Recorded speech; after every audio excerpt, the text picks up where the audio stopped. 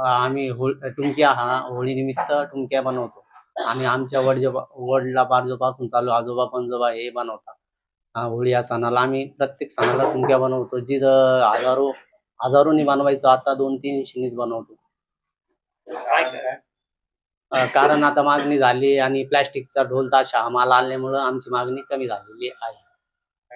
कच्चा माल आम्हाला लय महाग भेटतो, त्यामुळे यावेळेस होळीची टुमक्यांची किंमत वाढती राहील. बाबूलाल रंगनाथपुरे. प्रत्येक होळी सणाला आम्ही टिमकं बनवतो. पारंपरिक पापड लहानपणापासून बनवतो सारे. पण आता टिमक्याला मागणी कमी झाली, आता काही एवढं धंदा नाही तर कमी करून टाकेल सारे. कारण हे ढोल आले, ताशा आले, घेणारे कमी झाले. आता लोकांना मोबाईलवर जास्त गेम खेळतात. परत काही मोठू पतलू होते असं काही बी खेळत राहतात, त्याच्यामुळे टिमक्याला कोणी विचारत नाही.